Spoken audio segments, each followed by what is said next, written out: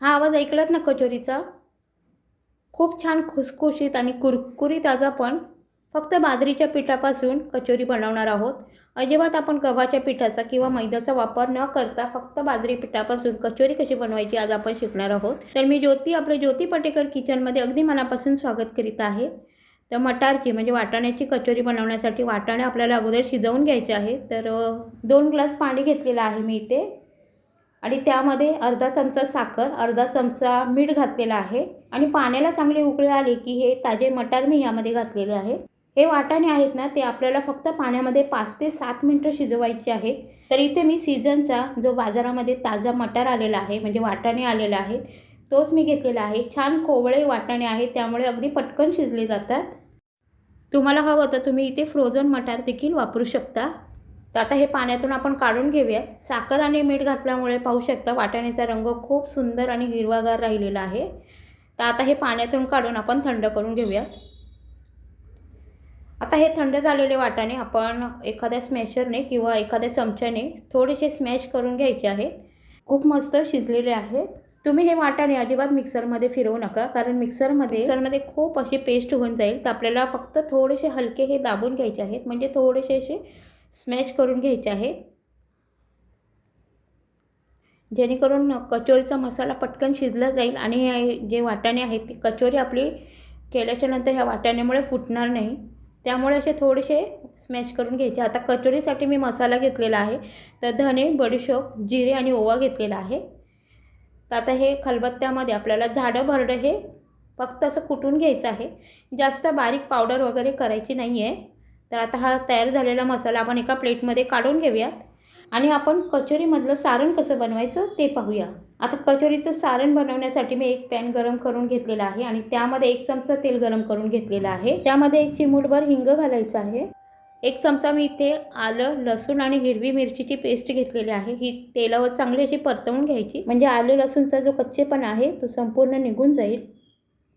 आलं लसूण पेस्ट परतल्याच्या नंतर आपण जो धने जिऱ्याची पावडर यामध्ये कुटून घेतली होती, म्हणजे खलबत्त्यामध्ये कुटून घेतली होती ना, तीसुद्धा घालायची आणि ही सुद्धा परतवून घ्यायची. कारण धने, जिरे, बडीशोप आणि ओवा आपण कच्चे घेतले होते, तर त्यामुळे हे थोडेसे आपण मसाल्यांमध्ये परतवून घेणार आहोत. आता धने जिऱ्याची पावडर आपण चांगली परतवून झाल्याच्या नंतर 1 चमचा लाल तिखट घालायचं, 1 चमचा जिरे पावडर, 1 चमचा धने पावडर, हळद घालायची थोडीशी आणि चवीपुरतं मीठ घालायचं. पुन्हा हे मसालेसुद्धा आपल्याला परतवून घ्यायचे आहेत. आता हे मसाले परतल्याच्या नंतर आपल्याला आपण जो वाटाणा स्मॅश करून घेतला होता ना शिजवल्याच्या नंतर, तो घालायचा. त्याचबरोबर मी इथे 2 मध्यम साईजचे बटाटे शिजवून थोडेसे स्मॅश करून घेतले होते, ते घालून छान हा मसाल्यासोबत हे सगळं परतवून घ्यायचं. बटाट्याचे चंक्स थोडे मोठे असतील तर अशा पद्धतीने थोडे असे चमच्याने ह्याला स्मॅश करत राहायचं मसाले बनवत्यावेळी. त्यामुळे ते देखील छान असे मिळून येतील आणि मसाला आपला छान एकजीव होईल. आता इथे आपलं कचोरीचं सारण तयार झालेलं आहे. खूप सुंदर सारण तयार झालेलं आहे आणि याचा सुगंध तर खूप सुंदर येतो आहे. वरून ह्यावर बारीक चिरलेली कोथिंबीर घालायची आहे. सर्वात शेवटी या सारणामध्ये आपण 2-4 थेंब लिंबू रस घालणार आहोत. तुम्ही या सारणामध्ये लिंबूच्या रसऐवजी 1 चमचा आमचूर पावडर किंवा चाट मसाला देखील घालू शकता. त्यामुळे हा आपला जो मसाला आहे कचोरीचा तो छान असा चटपटीत तयार होतो. आता आपला मसाला तर तयार आहे, थंड करून घ्यायचा आहे आणि इथे कचोरीच्या आवरणासाठी आपण पीठ मळून घेणार आहोत. तर मी अगोदर सांगितल्याप्रमाणे इथे मी 1.5 वाटी बाजरीचं पीठ घेतलेलं आहे. 1 मूठभर मी इथे मेथी घेतलेली आहे. त्यानंतर मी 1 चमचा पांढरे तीळ घेतलेले आहेत. 1 चमचा ह्यामध्ये मी लाल तिखट घालणार आहे, कारण पिठाला थोडासा तिखटपणा हवा म्हणून. हे मेथी आणि हे पीठ आपल्याला एकजीव करून घ्यायचं आहे. आता ह्यामध्ये मी 4 चमचे तेल घालणार आहे. तर पोहे खाण्याची जो चमचा असतो त्याने मोजून 4 चमचे तेल घालणार आहे. त्याने आपल्या ज्या कचोरीला छान असा खुसखुशीतपणा येतो. आता हे तेल ह्या पिठाला चांगलं असं चोळून घ्यायचं आहे, जेणेकरून ह्या पिठाच्या प्रत्येक कणाला तेल लागलं जाईल. आता ह्या पिठामध्ये तुम्ही तेलाऐवजी तुपाचं मोहन देखील करू शकता. तुम्ही तेलाऐवजी तूप वापरलं तरी देखील चालू शकतं. आता थोडं थोडं पाणी घालून आपण हे पीठ चांगलं मळून घ्यायचं, कारण पीठ आपल्याला जास्त सैलसुद्धा नाही करायचं किंवा अगदीच घट्टसुद्धा नाही करायचं. तर अंदाज घेत घेत अगदी थोडं थोडं सावकाश आपल्याला हे पाणी ह्यामध्ये घालून हे बाजरीचं पीठ आपल्याला मळून घ्यायचं आहे. आणि हे पीठ भिजवताना म्हणजे पीठ मळताना आपल्याला कोमट पाण्याचा वापर करायचा आहे. कोमट पाण्यामुळे ह्या पिठाला ना चिकटपणा येईल आणि आपल्याला कचोरी बनवणं सोपं जाईल.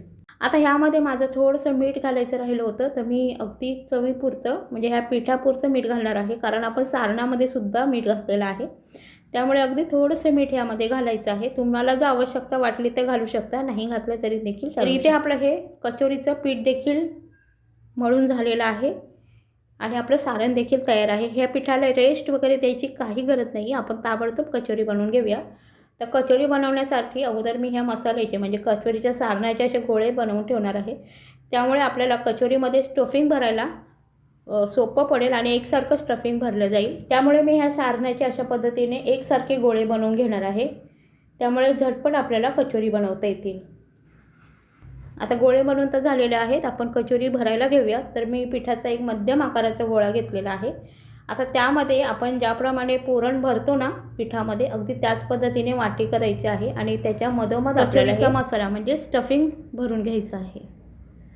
तर अशा पद्धतीने वाटी करून छान हे स्टफिंग आपल्याला भरता येतं. तुम्हाला जर वाटी बनवायला अशी जमत नसेल ना, तर थोडं हे पीठ तुम्ही लाटून घेऊ शकता आणि मग ह्यामध्ये ही स्टफिंग भरली तरी देखील चालू शकतं.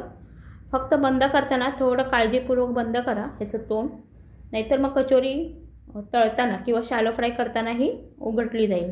त्यामुळे अगदी गोल गोल हातावर फिरवून हे छान अशी बंद करून घ्यायची आणि एकसारखा या कचोरीचा असा गोळा बनवून घ्यायचा. पाहू शकता.